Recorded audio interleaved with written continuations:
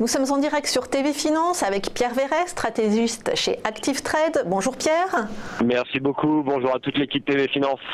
Alors on part du côté des États-Unis, c'est quand même un petit peu là que se passe toute l'actualité en ce moment. Que dire sur les marchés américains avec les décisions de Donald Trump et les chiffres du chômage attendus cet après-midi ? Absolument. Alors c'est exactement la perspective dans laquelle les traders d'aujourd'hui se trouvent. Hein. Je rappelle qu'on est effectivement à la fois dans une fin de semaine, donc toujours des journées très relativement pas vraiment simples en tout cas à trader pour la majorité des traders sur le marché, hein, avec pas mal d'options, de contrats à terme qui arrivent à échéance. Et puis voilà, et puis également comme vous le disiez, de très importantes statistiques. Hein, qu'on attend cet après-midi avec notamment le taux de chômage et puis les taux d'emploi non agricoles.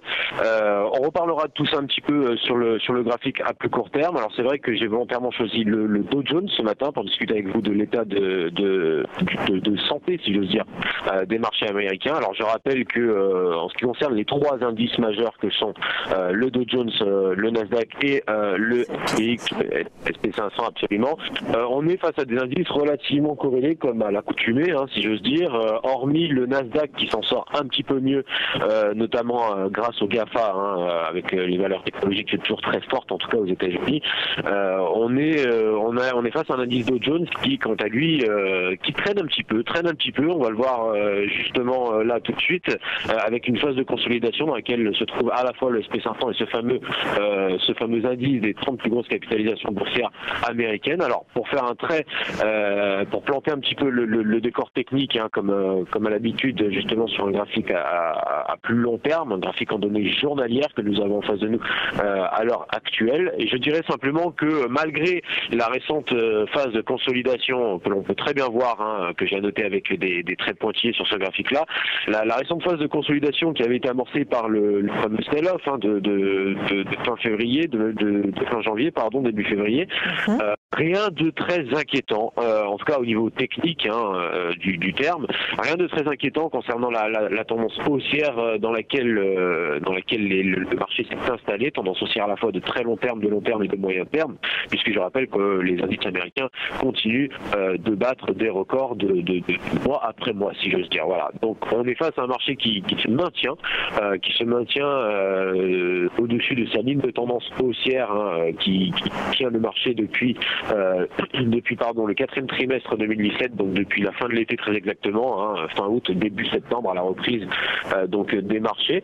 Un marché qui se maintient au-dessus de cette ligne de tendance, donc on est bel et bien dans une phase de tendance haussière, hein, bien évidemment. C'est vrai qu'actuellement la phase de consolidation a permis au prix de retourner sur ce fameux support dynamique haussier, hein, après une envolée au niveau des 26 621 points. Je rappelle que c'est le plus haut pour l'instant, à la fois historique et de l'année 2018. C'est vrai que le retour justement sur le support, et notamment au niveau des 23 900 points, donc une très légère correction de 23,6%, correction assez saine, hein, au sein d'une tendance haussière, a permis à certains traders, à certains investisseurs de se repositionner. Alors il est vrai, on avait d'ailleurs eu notamment l'occasion de discuter déjà de ces implications dans les dernières sessions avec vous, que l'investisseur, si vous voulez, lambda, ou l'investisseur, même le trader, peut émettre certaines réserves par rapport à la santé de l'économie américaine. Alors c'est vrai que... J'allais vous dire par rapport aux valorisations du marché américain, il y a quand même beaucoup de critiques sur le niveau très élevé de ces valorisations, non ?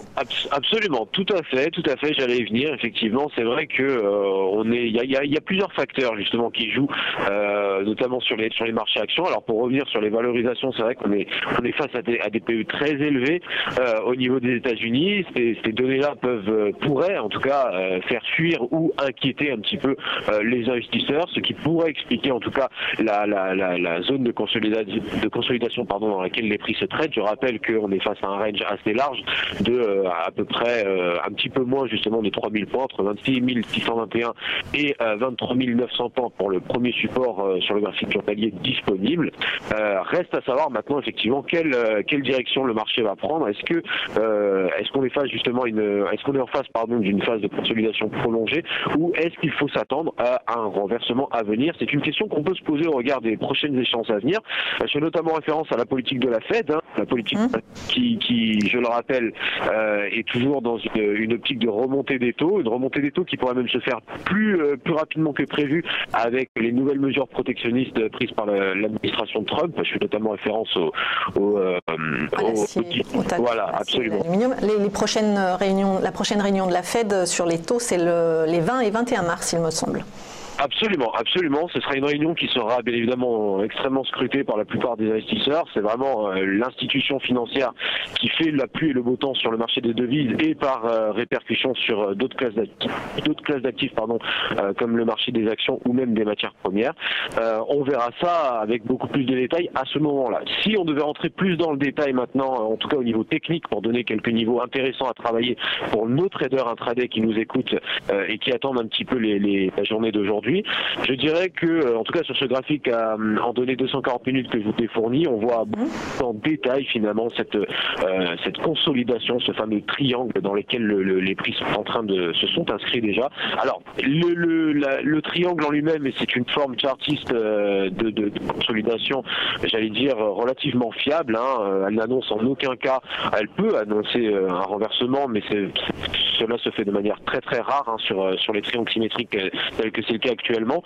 Généralement, elle indique plutôt un tassement des courses et qui permet au marché de prendre une pause pour aller justement aller chercher de nouveaux plus hauts par le marché. Donc on est face à un marché qui s'articule au niveau autour des 24 895, 24 900 points actuellement.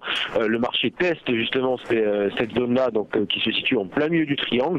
Les premières zones disponibles, donc les premières résistances et supports, sont situées à 25 255 points pour la résistance, qui correspond plus ou moins au support dynamique baissier de court terme, et 24 521 points, donc 24 520 points pour le premier support disponible. Si ce support venait à être cassé, on pourrait envisager un retour sur les 23 900 points. 23 900 points qui a déjà joué le rôle de support par le passé, qui est une zone psychologiquement toujours assez forte et techniquement également assez forte, puisqu'elle correspond à un double support, étant donné qu'elle est croisée avec le support dynamique haussier de long terme.